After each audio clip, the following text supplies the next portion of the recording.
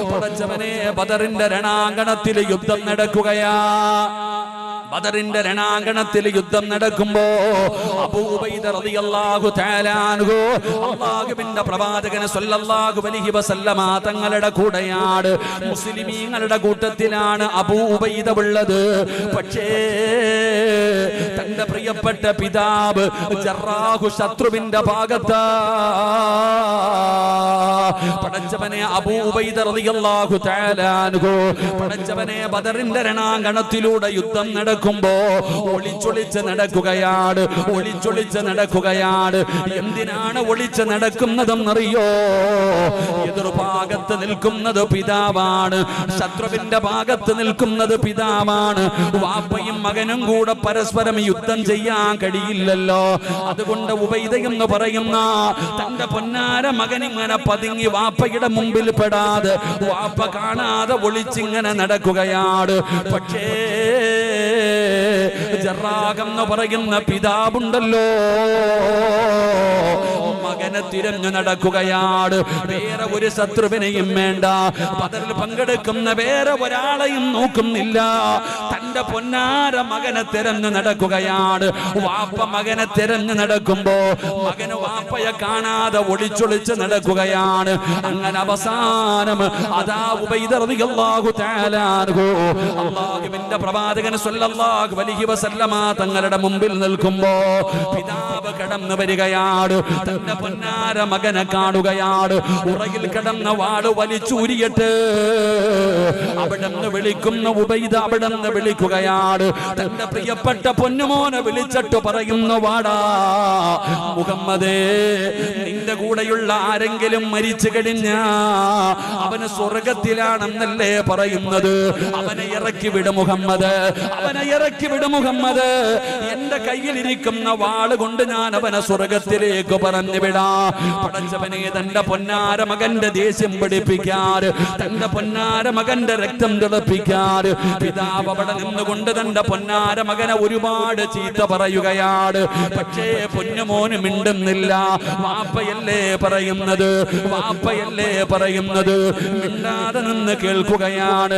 എത്ര പറഞ്ഞിട്ടും തന്റെ പൊന്നാര മകൻ അനങ്ങാതെ വന്നപ്പോ ജറാഹെന്ന് പറയുന്ന പിതാവുണ്ടല്ലോ, ഏത് ചെറുപ്പക്കാരന്റെയും രക്തം തിളയ്ക്കുന്ന കാര്യമാണ് സ്വന്തം മാതാവിനെ കുറിച്ച് പറയുന്നത്, സ്വന്തം ഉമ്മയെ കുറിച്ച് പറയുന്നത്.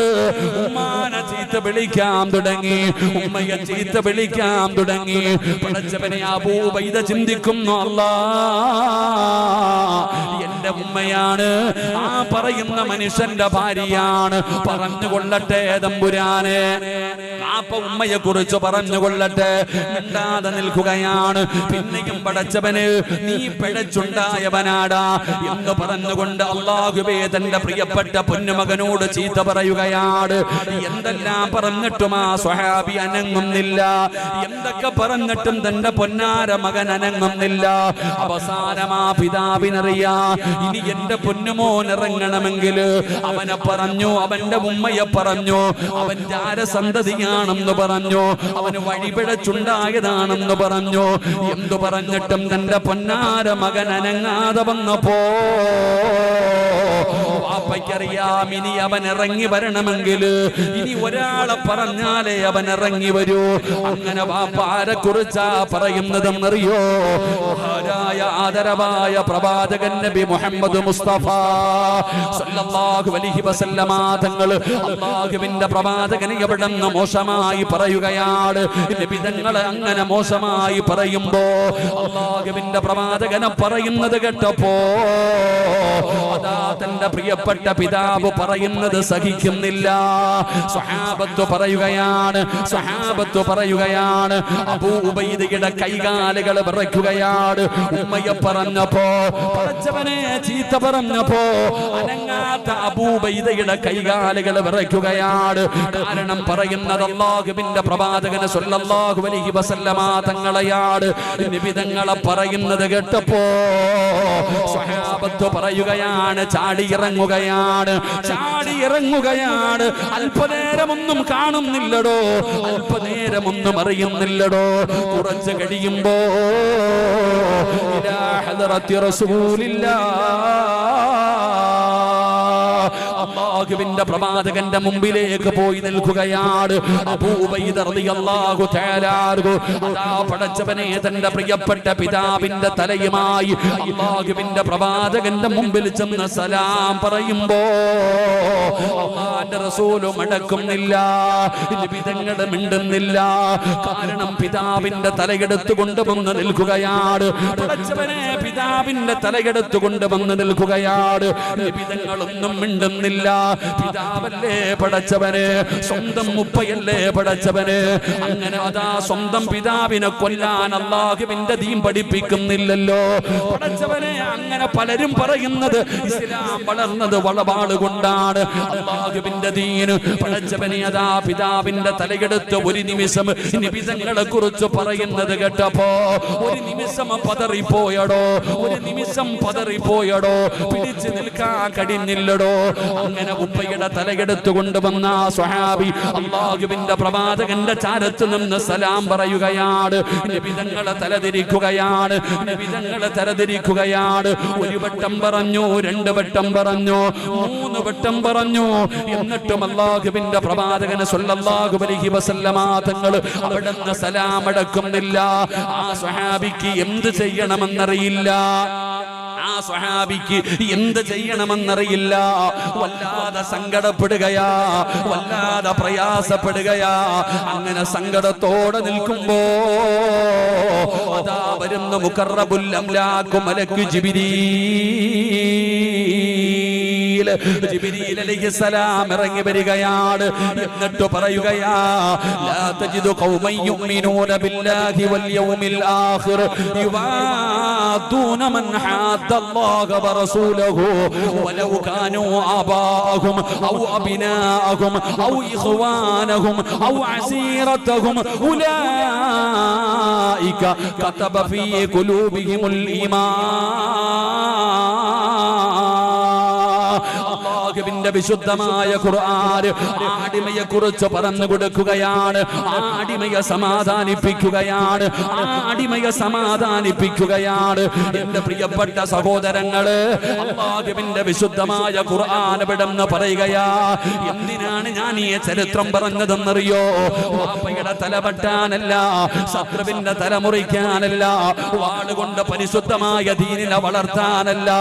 അല്ലാഹുവിന്റെ ദീനിന്റെ നിയമം എന്തെന്നറിയോ? കൊലപാതകം എത്ര വലിയ പാപമാണെന്നറിയോ? പടച്ചവനെ, ഒരു മനുഷ്യനെ കൊല്ലുന്നത് ലോകത്തുള്ള സർവരെയും കൊല്ലുന്നതിന് തുല്യമാണെന്ന് പഠിപ്പിച്ച മതമാ. പിന്നെ എന്തിനാണ് ഞാനിത് പറഞ്ഞതെന്നറിയോ? അല്ലാഹുവിന് ചില അടിമകളുണ്ടോ, അല്ലാഹുവിന് ചില അടിമകളുണ്ടോ. ആ അടിമകൾക്ക് അല്ലാഹുവിന്റെ ദീനിനെ കുറിച്ച് പറയുന്നത് കേട്ടാൽ, അല്ലാഹുവിന്റെ ദീനിനെ കുറിച്ച് പറയുന്നത് കേട്ടാ, അല്ലാഹുവിന്റെ ദീനിനെ നാണം കെടുത്തുന്നത് കണ്ട, അല്ലാഹുവിന്റെ പരിശുദ്ധമായ ഖുർആനിനെ നിസാരമാക്കുന്നതായി കണ്ട, അവർക്ക് സഹിക്കില്ലടോ. അവര് പ്രതികരിക്കുമടോ, ചിലപ്പോ അവര് പ്രസംഗിക്കുമടോ, അവര് പലതും വിളിച്ചു പറയുമടോ. കാരണം എന്തെന്നറിയോ? ഉലൈക കതബ ഫീ ഖുലൂബിഹിമുൽ ഈമാൻ. അവരുടെ ഹൃദയങ്ങളിൽ അല്ലാഹു ഈമാനം എഴുതി വച്ചിരിക്കുകയാ. അവരുടെ ഹൃദയങ്ങളിൽ അല്ലാഹു ഈമാൻ എഴുതി വച്ചിരിക്കുകയാണ്. അതുകൊണ്ടാണ് പലത് കാണുമ്പോഴും പല തെറ്റുകൾ ചെയ്യുമ്പോഴും മുഖം നോക്കാതെ വിളിച്ചു പറയുന്നത്. അത് ആലിം ചെയ്താലും, അത് ഹാജിയാർ ചെയ്താലും, അത് പള്ളിയിലെ ഇമാമു ചെയ്താലും, പടച്ചവനെ അല്ലാഹുവിന്റെ ദീനിനെ മോശമാക്കുന്ന രീതിയിൽ പലതും നടക്കുന്നത് കാണുമ്പോ വിളിച്ചു പറയാറുണ്ടല്ലോ. എന്തിനാ ഇങ്ങനെയൊക്കെ വിളിച്ചു പറയുന്നത്? അവരും മിണ്ടാതെ നടക്കുന്നല്ലോ. അവരും ആലിമീങ്ങളല്ലേ, അവരും തങ്ങന്മാരല്ലേ, അവരും സയ്യിദന്മാരല്ലേ. എന്തേ നിങ്ങൾ മിണ്ടാതെ നടക്കുന്നത്? നിങ്ങൾ മാത്രം എന്തിനാണ് വിളിച്ചു പറയുന്നത്? സഹോദരാ, ആ വിളിച്ചു പറയാനുള്ള കാരണം എന്തെന്നറിയുമോ? ഉലൈക കതബ ഫീ ഖുലൂബിഹിമുൽ ഈമാൻ. അവരുടെ ഹൃദയത്തിൽ ഈമാൻ എഴുതി വച്ചിരിക്കുകയാ. അവരുടെ അവരുടെ ഹൃദയത്തിന്റെ അകത്ത് അല്ലാഹു ഈമാൻ എഴുതി വച്ചിരിക്കുകയാണ്. അതുകൊണ്ടാണ് തെറ്റുകൾ കാണുമ്പോ പറയുന്നത്, അതാര് ചെയ്താലും പറയുമടോ. എന്റെ പ്രിയപ്പെട്ടവരെ, ഇന്ന് വല്ലാത്ത കാലഘട്ടത്തിലാ ജീവിക്കുന്നത്. അനാചാരങ്ങൾ നിറഞ്ഞുകൊണ്ടിരിക്കുകയാണ്. ഇവിടെ നോക്കിയാലും ഈ സമുദായത്തെ ഈ അനുയായികൾ തന്നെ നാണം കെടുത്തുകയാണ്. എന്തൊക്കെ പേക്കൂത്തുകളാണ്. ഇന്ന് വിവാഹത്തിന്റെ വേദികളിൽ നടക്കുന്നത് എന്താണ്? തെറ്റുതിരുത്താൻ ആളില്ലാതെ പോകുന്നടോ. ഇന്ന് നിക്കാഹൊന്നും വേണ്ടല്ലോ. പടച്ചവനെ, നിക്കാഹൊക്കെ ഏറ്റവും അവസാനം നടക്കുന്ന ഒരു ചടങ്ങായി മാറുകയാണ്. പടച്ചവനെ, അതിനു മുമ്പ് തന്നെ എന്തെല്ലാം അനാചാരങ്ങൾ നടക്കുന്നു, എന്തൊക്കെ വൃത്തികേടുകൾ നടക്കുന്നു. എന്റെ പ്രിയപ്പെട്ട സഹോദരാ, തിരുത്താൻ ആരുമില്ലാതെ പോകുന്നടോ. എന്റെ പ്രിയപ്പെട്ടവരെ, ഏത് കുടുംബത്തിലും ഒരു കാരണവനുണ്ടാകും.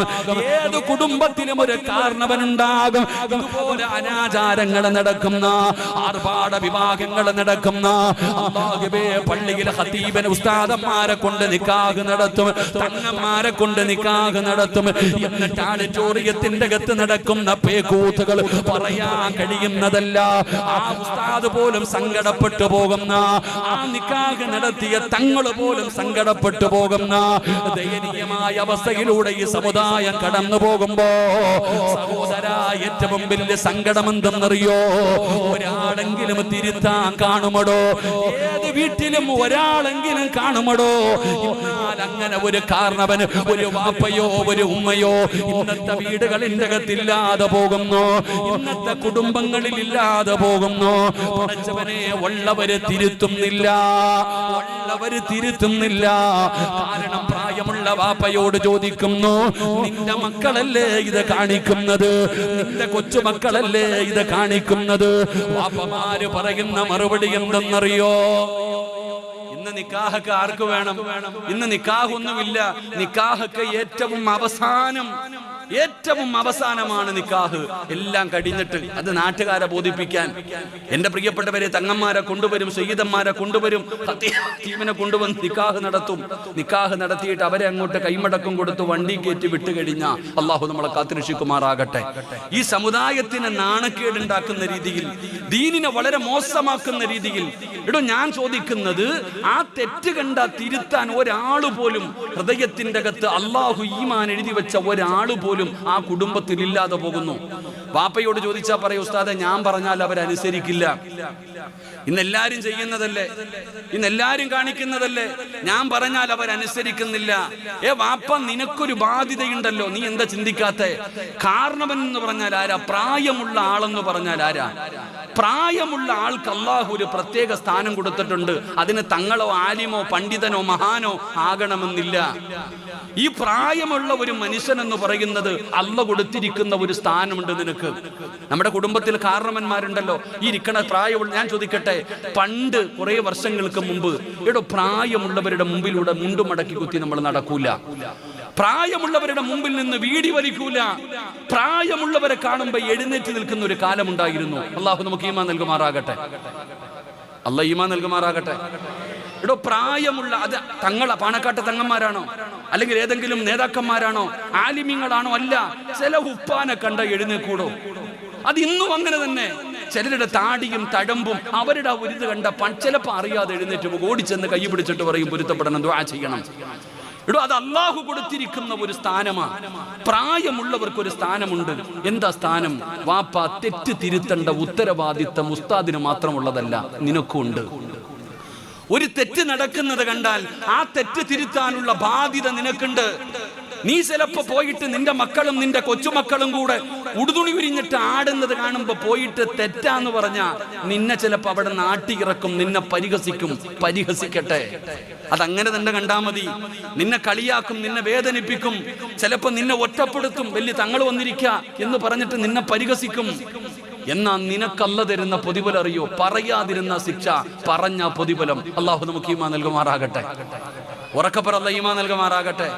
നിന്റെ കുടുംബത്തിൽ വൃത്തികേട് നടക്കുന്ന സമയം നീ മിണ്ടാതെ ഇരുന്ന അതിന് വേറെയാ, അതിന് വലിയ ശിക്ഷയാ. എന്നാ നീ പോയിട്ട് ആ തെറ്റു തിരുത്തിയാൽ, അവര് നിന്നെ കളിയാക്കിയാലും അവരെ നിന്നെ ഒറ്റപ്പെടുത്തിയാലും, ഉമ്മാ നിന്റെ പെൺമക്കളും നിന്റെ മരുമക്കളും നിന്റെ മക്കളുമെല്ലാം വീടിന്റെ അകത്ത് കിടന്നിട്ട് അല്ലാഹുവിന്റെ ദീനിനെ നാണം കെടുത്തുന്ന രീതിയിൽ പേക്കൂത്തുകൾ നടത്തുമ്പോ നീ ചെന്നിട്ട് ഇത് തെറ്റാണെന്ന് പറഞ്ഞ അല്ലാഹു തരുന്ന പ്രതിഫലം എന്തെന്നറിയോ? ഇസ്രാഫീൽ എന്ന് പറയുന്ന മലക്ക് സൂർ എന്ന് പറയുന്ന കാഹളത്തിലെ രണ്ടാമത് മൂതുമല്ലോ. വേഗര പള്ളിയുടെ ഖബർസാലിൽ നിന്ന് ഞാനും നിങ്ങളും എഴുന്നേറ്റ് പോകുന്ന ഒരു ദിവസമുണ്ടല്ലോ. പട്ടിയുടെയും പന്നിയുടെയും കഴുതയുടെയും പേപ്പട്ടിയുടെയും നടന്നു വരുന്നവർ, എഴഞ്ഞു വരുന്നവർ, മുഖത്ത് മാംസമില്ലാത്തവർ, കുഷ്ഠരോഗികളെ പോലെ വരുന്നവർ, മലദ്വാരത്ത് കൊടികുത്തി വെച്ച് വരുന്നവർ, നാളെ ഉടുതുണിയില്ലാതെ ഞാനും നിങ്ങളും അല്ലാഹുവിന്റെ കോടതിയില് ചെമ്പിന്റെ തറയിൽ നിൽക്കുന്ന ദിവസമുണ്ടല്ലോ. ഈ കാണുന്ന ഈ വേദിയുടെ ചുറ്റുഭാഗത്ത് ജനങ്ങൾ വളഞ്ഞു നിൽക്കുന്നത് പോലെ അല്ലാഹുവിന്റെ സൈന്യം വളഞ്ഞു നിൽക്കുന്ന പരലോകമുണ്ടല്ലോ. ആ പരലോകത്ത് കോടാനി കോടാനി വരുന്ന ജനങ്ങൾ മുഴുവനും അല്ലാഹുവിന്റെ കോടതിയിൽ നിൽക്കുമ്പോ തെറ്റ് കണ്ടിട്ട് തിരുത്തിയ വാപ്പാ, തെറ്റ് കണ്ടിട്ട് തിരുത്തിയ ഉമ്മ, നിനക്ക് അല്ലാഹു തരുന്ന പ്രതിഫലം എന്തെന്നറിയോ? നിനക്ക് അല്ലാഹു തരുന്ന പ്രതിഫലം എന്തെന്നറിയോ? നബി തങ്ങൾ പറയുകയാണ്, ഹിസാബില്ലാതെ നാളെ സ്വർഗത്തിലേക്ക് കടന്നു പോകുന്ന വിഭാഗമാ. നാളെ പടച്ച റബ്ബിന്റെ കോടതിയില് വിചാരണയില്ലാതെ സ്വർഗത്തിലേക്ക് കടന്നു പോകാൻ അല്ലാഹു നിനക്ക് അവസരം തരുമെന്ന് മുത്തുനബി പഠിപ്പിക്കുമ്പോ, എന്റെ പ്രിയപ്പെട്ടവരെ, തെറ്റ് കണ്ടാ തിരുത്തണേ, തെറ്റ് കണ്ടാ തിരുത്തണേ. മിണ്ടാതെ നടക്കരുത്, മിണ്ടാതെ നടക്കരുത്. അല്ലാഹുവിന്റെ പരിശുദ്ധമായ ഖുർആൻ പറയുകയാ, അത് ഹൃദയത്തിന്റെ അകത്ത് ഈമാനുള്ളവർക്കുണ്ടാകുന്ന ഒരു യോഗ്യതയാണ്. അതാണ് നബി തങ്ങൾ പറഞ്ഞത്, മൻ റആ മിൻകും മുൻകറൻ ഫൽയുഗയ്യിർ ബിയദിഹി. കൈകൊണ്ട് തടയാൻ പറ്റുന്നത് കൈകൊണ്ട് തടയണേ. ഒറ്റ തെറ്റ് കാണുകയാണ്, കൈകൊണ്ട് തടയാൻ പറ്റുമെങ്കിൽ കൈകൊണ്ട് തടയ്, ഇല്ലെങ്കിലോ നിന്റെ നാവ് കൊണ്ട് തടയണേ, നിന്റെ നാവ് കൊണ്ട് പറയണേ. ഏ സഹോദരാ, നാവ് കൊണ്ട് പറയാൻ പറ്റുന്നില്ലെങ്കിൽ നിന്റെ ഹൃദയം കൊണ്ട് വെറുക്കുകയെങ്കിലും ചെയ്യണേ സഹോദരാ. നീ ഒന്ന് വെറുക്കുകയെങ്കിലും ചെയ്യ. ഇതിനൊന്നും ഞാൻ കൂട്ടു നിൽക്കില്ല എന്ന് പറഞ്ഞ് നിനക്ക് ഇറങ്ങി പോകാമല്ലോ. അതുകൊണ്ട് എന്റെ പ്രിയപ്പെട്ടവരോട് പറയുകയാണ്, എന്റെ പ്രിയപ്പെട്ടവര്, തെറ്റ് കണ്ടാ പറയുന്ന ഒരു സ്വഭാവം നിനക്കുണ്ടോ? അത് എല്ലാവർക്കുമുള്ള സ്വഭാവമല്ല. അങ്ങനെ പറയുന്ന ഒരു സ്വഭാവം നിനക്കുണ്ടെങ്കിൽ അല്ലാഹുവേ, ഉലൈക കതബ ബി ഖുലൂബിഹിമുൽ ഈമാൻ. അല്ലാഹു ഹൃദയത്തിന്റെ അകത്ത് ഈമാൻ എഴുതി വച്ചിരിക്കുന്നവർക്ക് കിട്ടുന്ന ഒരു യോഗ്യതയാ. അതുകൊണ്ട് അല്ലാഹു വിശുദ്ധമായ ഖുർആനിലൂടെ അല്ലാഹു സമാധാനിപ്പിച്ച ഒരു സ്വഹാബിയാണ് മഹാനായ അബൂ ഉബൈദത്ത് ഇബ്നുൽ ജറാഹ് റളിയല്ലാഹു തആല അൻഹു. അതുകൊണ്ടാണ് ഉമർ തങ്ങൾ അവിടെന്ന് പറഞ്ഞത്, അതാണ് ഉമർ തങ്ങൾ അവിടെന്ന് പറഞ്ഞത്. എന്റെ പ്രിയപ്പെട്ടവരെ, രണ്ടാമത്തെ സ്വഹാബിയാരാ? അല്ലാഹുവിന്റെ വിശുദ്ധമായ ഖുർആൻ സമാധാനിപ്പിച്ച രണ്ടാമത്തെ അടിമയാരെന്നറിയോ? മഹാനായ സഅദ് ഇബ്നു അബീ വഖാസ് റളിയല്ലാഹു തആല അൻഹു. സഅദ് ഇബ്നു അബീ വഖാസ് എന്ന് പറയുന്ന സ്വഹാബി, ഉമ്മയും മകനും വല്ലാത്ത സ്നേഹമാണ്, ഉമ്മയും മകനും വല്ലാത്ത സ്നേഹമാണ്. പടച്ചവനെ, സഅദ് ഇബ്നു അബീ വഖാസ് റളിയല്ലാഹു തആല അൻഹു അല്ലാഹുവിന്റെ പ്രവാചകൻ സ്വല്ലല്ലാഹു അലൈഹി വസല്ലമ തങ്ങളെ കുറിച്ച് കേൾക്കുകയാണ്. നബി തങ്ങളെ കാണാമെന്നോ, നബി തങ്ങളുടെ ഉപദേശം കേട്ടോ. സഅദ് ഇബ്നു അബീ വഖാസ് റളിയല്ലാഹു തആല അൻഹു ഇസ്ലാമിലേക്ക് കടന്നു വരികയാണ്, ഇസ്ലാമിലേക്ക് കടന്നു വരികയാണ്. പടച്ചവനെ, തന്റെ പൊന്നാര മകൻ മുസ്ലിമായി എന്നറിയുമ്പോ സഅദ് ഇബ്നു അബീ വഖാസ് റളിയല്ലാഹു തആല അൻഹുവിന്റെ മാതാവിന് ഇഷ്ടപ്പെട്ടില്ല. തന്റെ പൊന്നുമകനെ മതം മാറി എന്നറിയുമ്പോ ഉമ്മ ഒരുപാട് ഉപദേശിച്ചു നോക്കി, തന്റെ മതം മാറ്റാൻ മാറ്റാൻ, തന്റെ പൊന്നാര മകനെ പഴയ മതത്തിലേക്ക് കൊണ്ടുവരാൻ ഉമ്മ ഒരുപാട് ഉപദേശിച്ചു നോക്കി. എന്തു പറഞ്ഞിട്ടും തീരുമാനത്തിൽ മാറ്റമില്ല, എന്തു പറഞ്ഞിട്ടും തീരുമാനത്തിൽ മാറ്റമില്ല. സഅദ് ബിൻ അബീ വഖാസ് റളിയല്ലാഹു തആല അൻഹുവിന്റെ മാതാവ് വല്ലാത്ത ദേഷ്യമുള്ള ഒരു സഹോദരിയാണ്. അവർക്ക് വല്ലാത്ത ദേഷ്യമാണ്, അവർക്ക് വല്ലാത്ത വാശിയാണ്. അതുകൊണ്ട് അവിടെന്ന് പറഞ്ഞു, സഅദേ, നീ മതം മാറാതെ നിന്റെ ഉമ്മ ഇനി ഭക്ഷണം കഴിക്കൂല. നീ മതം മാറാതെ ഇനി നിന്റെ ഉമ്മ ഭക്ഷണം കഴിക്കൂല, ഇനി ഞാൻ വെള്ളം കുടിക്കൂല. മരിക്കുന്നതുവരെ ഞാൻ പട്ടിണി കിടക്കും, മരിക്കുന്നതുവരെ ഞാൻ പട്ടിണി കിടക്കും. ഞാനെങ്ങാണം മരിച്ചുപോയാ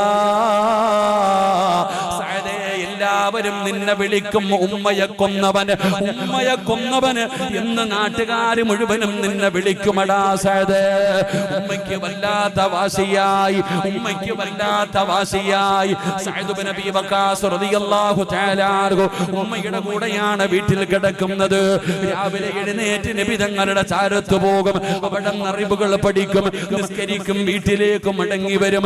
അങ്ങനെ ഉമ്മയതാ പട്ടിണി കിടക്കുകയാണ്, ഉമ്മ അവിടെ പട്ടിണി കിടക്കുകയാ. സഅദ് ബിൻ അബീ വഖാസ് റളിയല്ലാഹു തആല അൻഹു മാതാവിന്റെ ചാരത്ത് ചെന്നിട്ട് പറയും, ഭക്ഷണം കഴിക്കുമ്മ, വെള്ളം കുടിക്കുമ്മ, മതം മാറാതെ ഞാൻ കഴിക്കൂല, മതം മാറാതെ ഞാൻ കുടിക്കൂല. ഉമ്മയ്ക്ക് വല്ലാത്ത വാശിയായി. പടച്ചവനെ, ഉമ്മ പട്ടിണി കിടക്കുകയാണ്. ദിവസങ്ങൾ ഇങ്ങനെ കടന്നു പോകും തോറും ഉമ്മയ്ക്ക് വല്ലാത്ത പ്രയാസമായി. പടച്ചവനെ, സഅദ് ബിൻ അബീ വഖാസ് റളിയല്ലാഹു തആല അൻഹു അല്ലാഹുവിന്റെ റസൂലിനോട് പറഞ്ഞു, യാ റസൂലല്ലാഹ്, മുത്തി നബിയേ, ഉമ്മ സത്യാഗ്രഹത്തിലാണ് നബിയേ, ഉമ്മ പട്ടിണിയിലാണ് നബിയേ, ഉമ്മ വല്ലാത്ത വാശിയിലാ നബിയേ, എന്ത് ചെയ്യണം നബിയേ? അല്ലാഹുവിന്റെ റസൂല് പറഞ്ഞു, ക്ഷമിക്ക്, അല്ലാഹുവിന്റെ റസൂല് പറഞ്ഞു, ക്ഷമിക്ക്. സഅദ് ബിൻ അബീ വഖാസ് റളിയല്ലാഹു തആല അൻഹു അവസാനം ജനങ്ങൾ പറഞ്ഞു, സഅദ്, നിന്റെ ഉമ്മ വല്ലാത്തൊരവസ്ഥയിൽ കിടക്കുകയാ, ഭക്ഷണം കഴിക്കാതെ വെള്ളം കുടിക്കാതെ നിന്റെ ഉമ്മ മരിച്ചു പോകും സഅദ്. ഉമ്മാന്റെ അടുക്കലൊന്ന് ചെല്ല്, നിന്റെ ഉമ്മ നിന്നെ വിളിക്കുകയാണ്. സഅദ് ബിൻ അബീ വഖാസ് റളിയല്ലാഹു തആല അൻഹു പടച്ചവനെ, എന്ത് ചെയ്യണമെന്നറിയില്ല. ഒരു ഭാഗത്ത് ഉമ്മയാണ്, മറുഭാഗത്ത് അല്ലാഹുവും അല്ലാഹുവിന്റെ പ്രവാചകനുമാണ്. റബ്ബേ, ഉമ്മാനെ വല്ലാത്ത സ്നേഹമാണ്, എന്ത് ചെയ്യണമെന്നറിയില്ല. ഉമ്മ വാശി പിടിച്ച് കിടക്കുകയാണ്, ഉമ്മ വാശി പിടിച്ച് കിടക്കുകയാണ്. അവസാനം സഅദ് മഹാനായ സഅദ് ബിൻ മുആദ് റളിയല്ലാഹു തആല അൻഹു പടച്ച റബ്ബേ, സഅദ് ബിൻ അബീ വഖാസ് റളിയല്ലാഹു തആല അൻഹു ഉമ്മയുടെ ചാരത്തേക്ക് കടന്നു ചെല്ലുകയാണ്. പട്ടിണി കിടക്കുന്ന, തളർന്നു കിടക്കുന്ന ഉമ്മാടെ ചാരത്തേക്ക് ഭക്ഷണവുമായിട്ട് കടന്നു പോവുകയാ.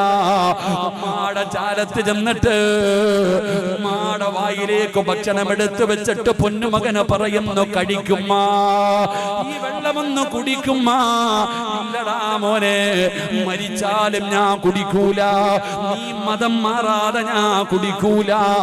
ഉമ്മയുടെ വാശി കണ്ടപ്പോ, ഉമ്മയുടെ വാശി കണ്ടപ്പോ സഅദ് ബിൻ അബീ വഖാസ് റളിയല്ലാഹു തആല അൻഹു തന്റെ ഉമ്മയോട് പറഞ്ഞ മറുപടി എന്തെന്നറിയോ?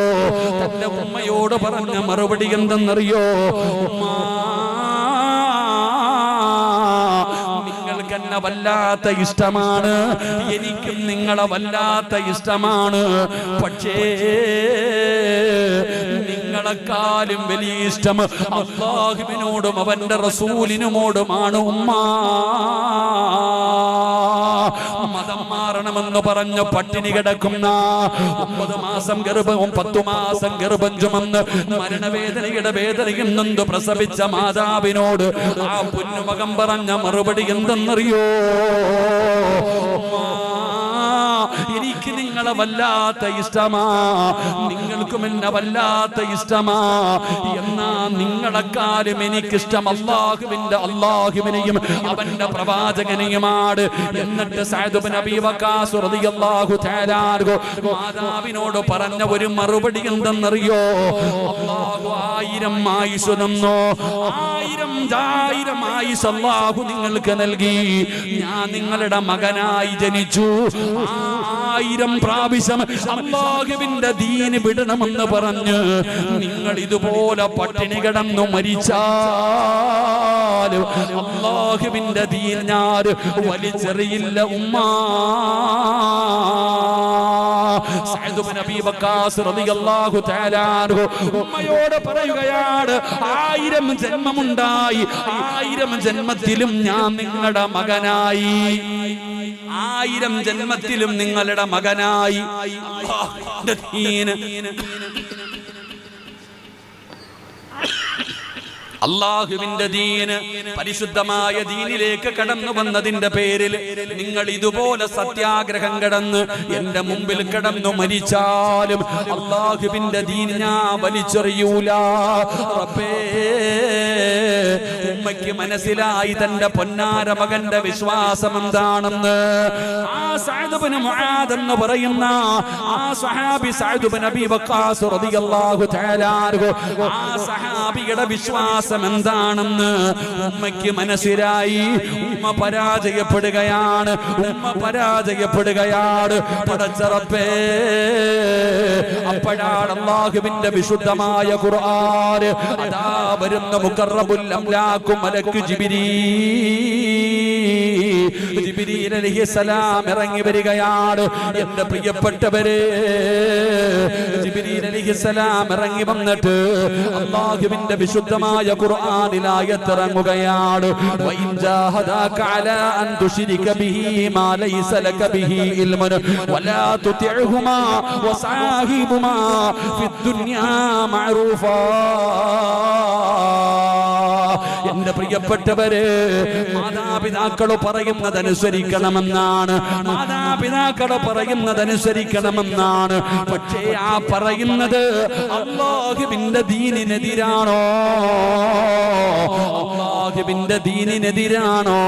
അനുസരിക്കണ്ടടാ ചെറുപ്പക്കാരാ. അല്ലാഹുവിന്റെ ദീനിനെതിരെ പ്രവർത്തിക്കാൻ നിന്റെ വാപ്പയാണ് പറയുന്നതെങ്കിലും നിന്റെ ഉമ്മയാണ് പറയുന്നതെങ്കിലും അനുസരിക്കണ്ട എന്ന് വിശുദ്ധമായ ഖുർആൻ. അവർ ഏതു മതവിശ്വാസിയാകട്ടെ, ഉമ്മയാണ് ചെറുപ്പക്കാരാ, അവരേതു മതവിശ്വാസിയാണെങ്കിലും നീ അവരെ ആദരിക്കണേ, നീ അവരെ സ്നേഹിക്കണേ, നീ അവരെ ബഹുമാനിക്കണേ എന്ന് അല്ലാഹുവിന്റെ വിശുദ്ധമായ ഖുർആൻ പറയുമ്പോ എന്തിനാണ് ഈ ചരിത്രം പറഞ്ഞതെന്നറിയോ? പടച്ചവനെ, വല്ലാത്ത പ്രലോഭനങ്ങൾ നടക്കും ചെറുപ്പക്കാരാ, ഭീഷണികൾ നടക്കും ചെറുപ്പക്കാരാ.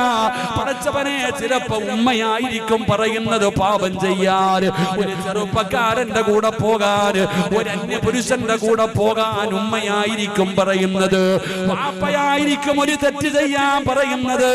അനുസരിക്കേണ്ട ചെറുപ്പക്കാരാ, അല്ലാഹുവിന്റെ ദീനിനെതിരാണെങ്കിൽ, അത് പാപമാണെങ്കിൽ, എന്റെ പ്രിയപ്പെട്ടവരെ, ചില പെണ്ണുങ്ങൾ പറയാറുണ്ടല്ലോ, ചില ഭാര്യമാര് ഭർത്താവിനോട് പറയും, വീട് വെക്കണ്ടേ, പൈസ ഇല്ലെങ്കിൽ ലോൺ എടുക്ക്, 5 ലക്ഷം ലോൺ എടുക്ക്, 10 ലക്ഷം ലോൺ എടുക്ക്.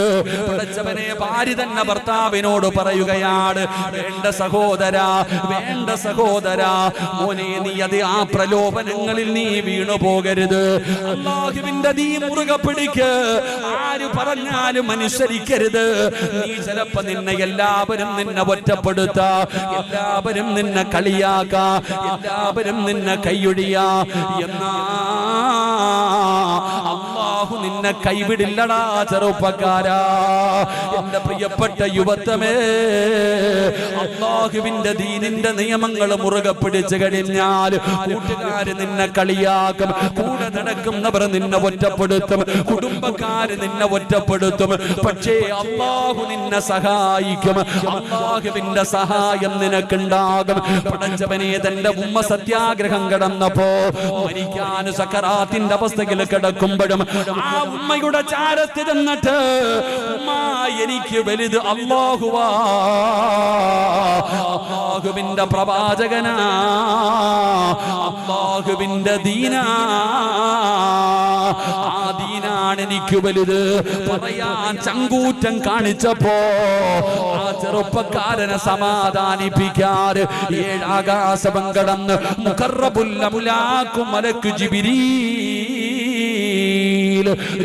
അലൈഹിസ്സലാം ഇറങ്ങി വന്നെന്ന് ചരിത്രം പറയുകയാ. അതുകൊണ്ട് വിശദീകരിക്കുന്നില്ല. അല്ലാഹുവിന്റെ വിശുദ്ധമായ ഖുർആൻ സമാധാനിപ്പിച്ച അല്ലാഹുവിന്റെ വിശുദ്ധമായ ഖുർആനിൽ ആയത്ത് ഇറക്കിയ രണ്ടാമത്തെ സ്വഹാബിയാണ് സഅദ് ഇബ്നു അബീ വഖാസ് റളിയല്ലാഹു തആല അൻഹു. ഇനി മൂന്നാമത്തെ അടിമയാരെന്നറിയോ? പടച്ചവനെ വേങ്ങരയിൽ വഅദ് കേൾക്കാമെന്ന ഉമ്മ. മൂന്നാമത്തതാരെന്നറിയുമോ? അതൊരു പെണ്ണാവുമ്മ.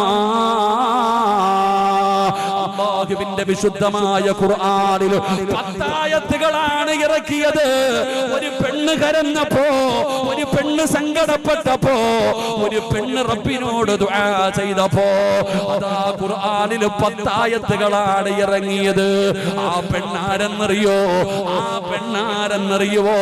മഹദിയായ ആയിഷ. അല്ലാഹുവിന്റെ പ്രവാചകൻ സല്ലല്ലാഹു അലൈഹി വസല്ലമ തങ്ങളുടെ പ്രിയപ്പെട്ട ഭാര്യയായ ആയിഷ ബീബി റളിയല്ലാഹു തആല അൻഹാ. ഏതാണ് ആയിഷയുടെ ചരിത്രം അറിയുമല്ലോ? പടച്ചവനെ, സഫ്വാൻ എന്ന് പറയുന്ന ചെറുപ്പക്കാരനായ സ്വഹാബി, ബദരീങ്ങളിൽപ്പെട്ട സ്വഹാബി, ആ ബദരീങ്ങളിൽപ്പെട്ട സഫ്വാൻ എന്ന് പറയുന്ന ചെറുപ്പക്കാരൻ രണ്ടുപേരെയും ചേർത്ത് വെച്ചൊരു കഥ ഇറങ്ങുകയാണ്. അല്ലാഹുവേ, ആയിഷ ബീബി ജനിച്ചു, ആയിഷ ബീബി ജനിച്ചു. അല്ലാഹുവിന്റെ പ്രവാചകന്റെ ഭാര്യയെ കുറിച്ച്, അല്ലാഹുവിന്റെ റസൂലിന്റെ പ്രിയപ്പെട്ട ഭാര്യയായ ആയിഷ ബീബി റളിയല്ലാഹു തആല അൻഹ ഖുർആനിൽ 10 ആയത്തുകളാണ് നിന്ന നിപ്പിൽ ഇറങ്ങി വന്നത്.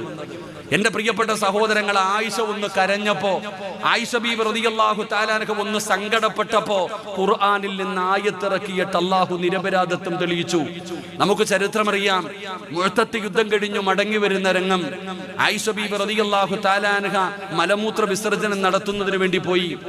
ആയിഷ ബീബി റളിയല്ലാഹു തആല അൻഹ തന്റെ ആവശ്യ പൂർത്തീകരണമെല്ലാം കഴിഞ്ഞു വന്നിട്ട് എന്റെ പ്രിയപ്പെട്ടവരെ തന്റെ ഒട്ടകക്കട്ടിലിന്റെ മുകളിലേക്ക് കയറി. അങ്ങനെ ആണുങ്ങൾ എല്ലാവരും അവരുടെ ആവശ്യങ്ങൾക്ക് പോയി. അപ്പോഴാണ് ആയിഷ മനസ്സിലാക്കുന്നത് തന്റെ കഴുത്തിൽ കിടന്ന മാല കാണുന്നില്ല. ആയിഷ ബീബി റളിയല്ലാഹു തആല അൻഹയ്ക്ക് മനസ്സിലായി പോയ സ്ഥലത്ത് നഷ്ടപ്പെട്ടതാ. അതുകൊണ്ട് ഒട്ടകക്കട്ടിലിന്റെ പുറത്തേക്ക് തലയിട്ട് നോക്കി നബിതങ്ങളെ കാണുന്നില്ല, സഹാബത്തിനെ കാണുന്നില്ല. അപ്പൊ ആയിഷ ബീബി വിചാരിച്ചു ഓടിച്ചെന്നെടുത്തുകൊണ്ടുവരാം. ആയിഷ ബീബി മാല തിരഞ്ഞിറങ്ങിപ്പോയി. എന്റെ പ്രിയപ്പെട്ടവരെ, ആയിഷ ബീബി വാഹനത്തിന്റെ അകത്ത് കയറുന്നത് കണ്ടത് കാരണം ഒട്ടകക്കട്ടിലെടുത്ത് എന്റെ പ്രിയപ്പെട്ടവരെ മുകളിൽ വെച്ചുകൊണ്ട്, ആയിഷ ബീവിക്ക് വലിയ ആരോഗ്യമൊന്നുമില്ല, ചെറിയ പെൺകുട്ടിയാ, അതുകൊണ്ട് അതിനകത്തുണ്ടോ എന്നറിയില്ല, എല്ലാരും ഉണ്ടെന്നുള്ള ധാരണയിൽ അതെടുത്ത് മുകളിൽ വെച്ച് വാഹനം പോയി. ആയിഷ ബീബി റളിയല്ലാഹു തആല അൻഹ മാലയുമായിട്ട് തിരിച്ചു വരുമ്പോ സുബ്ഹാനല്ലാഹ്, നബിതങ്ങളെയും സഹാബത്തിനെയും കാണാനില്ല. എന്ത് ചെയ്യണമെന്നറിയില്ല, ഒരു ചെറിയ പെൺകുട്ടിയാ. ആയിഷ ബീബി റളിയല്ലാഹു തആല അൻഹ വഴിയോരത്തിരുന്ന് കരയാൻ തുടങ്ങി. ആയിഷ ബീബി റളിയല്ലാഹു തആല അൻഹ വഴിയോരത്തിരുന്ന് കരയാൻ തുടങ്ങി. അപ്പോഴാണ് സഫ്വാൻ എന്ന് പറയുന്ന ബദരീങ്ങളിൽപ്പെട്ട സ്വഹാബി വരുന്നത്. തന്റെ ഒട്ടകപ്പുറത്ത് ആ സഹാബി കടന്നു വരുന്നുണ്ട്.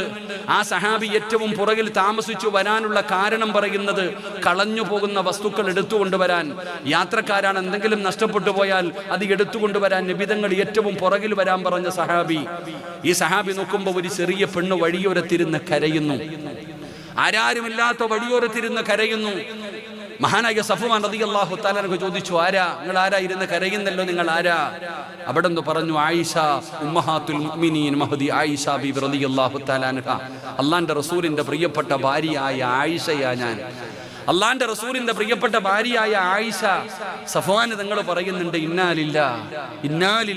ആയിഷയോ ചാടി ഇറങ്ങിയിട്ട് പറഞ്ഞു, ഉമ്മ ഈ വാഹനത്തിന്റെ മുകളിൽ കയറ്, ഉമ്മ ഈ വാഹനത്തിന്റെ മുകളിൽ കയറ്, ഞാൻ മുമ്പിൽ നടക്കാം, ഉമ്മ ഈ വാഹനത്തിൽ കയറ്.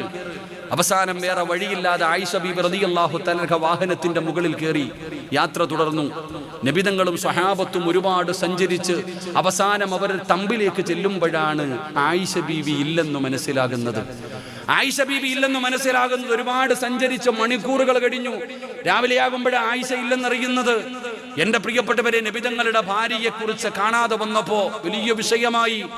എല്ലാവരും വല്ലാത്ത വിഷയം, എവിടെ പോയി ആയിഷ, വലിയ ചർച്ചയായി, എല്ലാവരും അറിഞ്ഞു. അവസാനമാണ് എന്റെ പ്രിയപ്പെട്ടവരെ, സഫ്വാൻ റളിയല്ലാഹു തആല നടന്നു വരുന്നു. ആയിഷ ബീബി റളിയല്ലാഹു തആല വാഹനത്തിന്റെ മുകളിലുണ്ട്. നബിതങ്ങളുടെ മുമ്പിൽ വന്നു നടന്ന സംഭവങ്ങൾ മുഴുവനും പറഞ്ഞു കൊടുത്തു. എല്ലാം പറഞ്ഞു കൊടുത്തു കഴിഞ്ഞപ്പോൾ എല്ലാവർക്കും സമാധാനമായി. പക്ഷേ ആ സ്വഹാബത്തിന്റെ ഇടയിൽ മുനാഫിക്കീങ്ങളുടെ നേതാക്കന്മാരിൽപ്പെട്ട ഒരുത്തരുണ്ടായിരുന്നു. അവൻ പറഞ്ഞു, രണ്ടുപേർക്കും ചെറിയ പ്രായവാ, രാത്രി സഞ്ചരിച്ചു വന്നതല്ലേ, എന്തെങ്കിലുമൊക്കെ നടന്നിട്ടുണ്ടാകും. അള്ളാഹുവിന്റെ പ്രവാചകൻ സല്ലല്ലാഹു അലൈഹി വസല്ലമ തങ്ങളുടെ ഭാര്യയെ കുറിച്ച് വ്യഭിചാര ആരോപണം തുടങ്ങി. എന്റെ പ്രിയപ്പെട്ടവരെ, പിന്നെ കാട്ടുതീ പടരുന്നത് പോലെ മദീന മുഴുവനും പടർന്നു ചരിത്രം. എന്റെ പ്രിയപ്പെട്ട സഹോദരങ്ങളെ, കേട്ടവർ വിശ്വസിക്കാൻ തുടങ്ങി. കാരണം ശത്രുക്കളല്ല പറഞ്ഞത്, നബിതങ്ങളുടെ കൂടെ പോയവരാ. അള്ളാന്റെ റസൂൽ സല്ലല്ലാഹു അലൈഹി വസല്ലമ തങ്ങളുടെ കൂടെ പോയവരാ ഈ കഥ പറയാൻ തുടങ്ങിയത്. അതുകൊണ്ട് പലരും വിശ്വസിച്ചു. ബക്കറ്റ് പിരിവിന് സമയമായെന്നായിരിക്കും പേപ്പർ കൊണ്ടുവരുന്ന ഫാറൂഖ്. അല്ലാഹു ഈമാൻ നൽകുമാറാകട്ടെ. ആയിഷ ബീബി റളിയല്ലാഹു തആല അൻഹയെ കുറിച്ച് നാട് മുഴുവനും ചർച്ചയായി. എവിടെ നോക്കിയാലും ആയിഷ. നബി സല്ലല്ലാഹു അലൈഹി വസല്ലമ തങ്ങൾ അവസാനം ആരോടും മിണ്ടാതെയായി. നബിതങ്ങൾ പറഞ്ഞു, അല്ലാഹ് തന്നെ തീരുമാനിക്കട്ടെ. നബിതങ്ങൾക്ക് വിശ്വാസം ഇല്ലാഞ്ഞിട്ടൊന്നുമല്ല. നബിതങ്ങൾ പറയുന്നുണ്ട്, വല്ലാഹി വല്ലാഹി ലാ, നബിതങ്ങൾ പറയുന്നുണ്ട്, ലാകിൻ വല്ലാഹി മാ അലിംതു അലാ അഹ്ലി ഇല്ലാ ഖൈറാ. പള്ളിയുടെ മിമ്പറിൽ കയറി നിന്നിട്ട് നബിതങ്ങൾ പറഞ്ഞു, എൻ്റെ ഭാര്യയെ കുറിച്ച് നിങ്ങളൊക്കെ പറയുന്നത് ഞാൻ കേൾക്കുന്നുണ്ട്, പക്ഷെ നിങ്ങൾ ആര് പറഞ്ഞാലും ഞാൻ വിശ്വസിക്കില്ല. കാരണം എൻ്റെ ഭാര്യ എനിക്കറിയാം. വല്ലാഹി സത്യം എനിക്കറിയാം. ലാകിൻ വല്ലാഹി മാ അലിംതു അലാ അഹ്ലി ഇല്ലാ ഖൈറ. ഇന്നുവരെ നല്ലതല്ലാതെ ഞാൻ ഒന്നും കണ്ടിട്ടില്ല. അതുകൊണ്ട് അല്ലാഹ് തന്നെ തീരുമാനിക്കട്ടെ. നബിതങ്ങൾ മിണ്ടാതെ നടക്കാൻ തുടങ്ങി. എല്ലാവരും ചർച്ചയായി. എല്ലാ സ്ഥലങ്ങളിലും ചർച്ച. ആയിഷ ബീബിക്ക് പനി പിടിച്ചു. ആഴ്ചകളോളം കടന്നു. അവസാനം ആയിഷ ഇതൊന്നും അറിയുന്നില്ല. അവസാനം നബിതങ്ങളോട് അനുവാദം ചോദിച്ചിട്ട് ആയിഷ ബീബി റളിയല്ലാഹു തആല വീട്ടിൽ ചെന്നു. അപ്പോഴാ അറിയണേ ഈ കഥകൾ, തിരക്കഥകൾ, എന്റെ പ്രിയപ്പെട്ട സിനിമാ കഥകളെ പോലും വെല്ലുന്ന രീതിയിലുള്ള കഥകൾ. അവസാനം ആയിഷ ബീബി റളിയല്ലാഹു തആലയ്ക്ക് വല്ലാതെ സങ്കടമായി. ഭക്ഷണം കഴിക്കുന്നില്ല, വെള്ളം കുടിക്കുന്നില്ല. എന്റെ പ്രിയപ്പെട്ടവർ, അബൂബക്കർ സിദ്ദീഖ് റളിയല്ലാഹു തആല അൻഹു പറയുന്നുണ്ട്, എന്റെ പൊന്നുമോള് മരിച്ചുപോയി എന്ന് ഞാൻ ഭയക്കാറുണ്ട്. ആയിഷ ബീബി ഭക്ഷണം കഴിക്കാതെ, വെള്ളം കുടിക്കാതെ കരഞ്ഞു വീടിനകത്ത് കിടക്കുമ്പോ അബൂബക്കർ തങ്ങൾ ചെന്നിട്ട് കാലുകൊണ്ട് തന്റെ പൊന്നുമോളെ തട്ടി നോക്കും ജീവനുണ്ടോ എന്ന്. അത്രത്തോളം സങ്കടപ്പെട്ടുകൊണ്ട് കടന്നു. എന്റെ പ്രിയപ്പെട്ടവരെ, എന്തിനാണ് ഞാൻ ഈ ചരിത്രം പറഞ്ഞതെന്നറിയോ? നമ്മൾ എപ്പോഴും മനസ്സിലാക്കേണ്ടത്, നമുക്കൊരു വാർത്ത കിട്ടിക്കഴിഞ്ഞാൽ പിന്നെ നമ്മൾ എത്രത്തോളം ഷെയർ ചെയ്യാൻ പറ്റുമോ, എത്രത്തോളം നാണം കെടുത്താൻ പറ്റുമോ, എത്രത്തോളം പറയാൻ പറ്റുമോ നമ്മളൊക്കെ പറയും. ആയിഷ ബീബി റളിയല്ലാഹു തആല അൻഹയുടെ ഈ സംഭവം നടന്നപ്പോ എന്റെ പ്രിയപ്പെട്ട സഹോദരങ്ങളെ, ഒരു ചരിത്രം നമ്മൾ മനസ്സിലാക്കണം. ഞാൻ അതിനുവേണ്ടിയായത് പറഞ്ഞത്. ഈ ചരിത്രം ഞാൻ പറയുന്നത്, എന്റെ പ്രിയപ്പെട്ടവരെ, ഈ സംഭവം നടക്കുമ്പോ അള്ളാഹുവിന്റെ പ്രവാചകൻ സല്ലല്ലാഹു അലൈഹി വസല്ലമ തങ്ങളുടെ സഹാബിയാണ് അബൂ അയ്യൂബുൽ അൻസാരി റളിയല്ലാഹു തആല അൻഹു. അബൂ അയ്യൂബുൽ അൻസാരി റളിയല്ലാഹു തആല അൻഹു തന്റെ വീട്ടിലേക്ക് കടന്നു ചെല്ലുമ്പോ തന്റെ പ്രിയപ്പെട്ട ഭാര്യ ചോദിച്ചു ഭർത്താവിനോട്, ആയിഷയെ കുറിച്ച് ഇങ്ങനെയൊക്കെ പറയുന്നല്ലോ, നിങ്ങൾ വിശ്വസിക്കുന്നുണ്ടോ? അബൂ അയ്യൂബുൽ അൻസാരി റളിയല്ലാഹു തആല അൻഹു ആ സഹാബിയോട് സ്വന്തം ഭാര്യ ചോദിച്ചു, ആയിഷ ബീബി റളിയല്ലാഹു തആല അൻഹയെ കുറിച്ച് അലം തസ്മഉ, അവിടെന്ന് ചോദിക്കുന്നു മഹദി വയ്ക്ക, ഇങ്ങനെയൊക്കെ ആയിഷാനെ കുറിച്ച് പറയുന്നുണ്ടല്ലോ, നിങ്ങൾ വിശ്വസിക്കുന്നുണ്ടോ? മഹാനായ അബൂ അയ്യൂബുൽ അൻസാരി റളിയല്ലാഹു തആല അൻഹു പറഞ്ഞു, ഞാൻ വിശ്വസിക്കുന്നില്ല. തന്റെ ഭാര്യയോട് ചോദിച്ചു, ആയിഷയുടെ സ്ഥാനത്ത് നീ ആയിരുന്നെങ്കിൽ വ്യഭിചരിക്കുമായിരുന്നോ? വളരെ വ്യക്തമായി നിങ്ങൾ കേൾക്കണം. ആയിഷ ബീബി വ്യഭിചരിച്ചു എന്ന് എല്ലാവരും പറയുന്നല്ലോ, തെളിവുകളൊക്കെ എതിരാണല്ലോ, നിങ്ങൾ വിശ്വസിക്കുന്നു എന്ന് ചോദിച്ചപ്പോൾ അബൂ അയ്യൂബുൽ അൻസാരി എന്ന് പറയുന്ന സഹാബി തന്റെ പെണ്ണുമ്പിള്ളയെ എടുത്ത് ചോദിച്ചു, ആ ആയിഷയുടെ സ്ഥാനത്ത് നീ ആയിരുന്നെങ്കിൽ വ്യഭിചരിക്കുമായിരുന്നോ? മഹദി പറയാ, വല്ലാഹി സത്യം ഞാൻ ചെയ്യൂല, വല്ലാഹി സത്യം ഞാൻ ഒരിക്കലും, അല്ലാഹ് ആക്കട്ടെ, ഞാൻ ഒരിക്കലും വ്യഭിചരിക്കൂല, ഞാൻ ഒരിക്കലും അങ്ങനെ ചെയ്യില്ല. മഹാനായ സ്വഹാബിയോട് അബൂ അയ്യൂബുൽ അൻസാരി റളിയല്ലാഹു തആല അൻഹുവിനോട് തന്റെ പ്രിയപ്പെട്ട ഭാര്യ പറയുമ്പോൾ ആ സ്വഹാബിയുടെ മറുപടി എന്തെന്നറിയോ? ഇടോ, ഒരു വാർത്ത കേട്ടാൽ ഇങ്ങനെയായിരിക്കണം. ഒരു വാർത്ത നിങ്ങൾ അറിഞ്ഞാൽ ചെയ്തോ ചെയ്തില്ലേ അതല്ല വിഷയം. ഒരു വാർത്ത കേട്ട് കഴിഞ്ഞാൽ നിങ്ങളുടെ നിലപാട് എന്തായിരിക്കണം?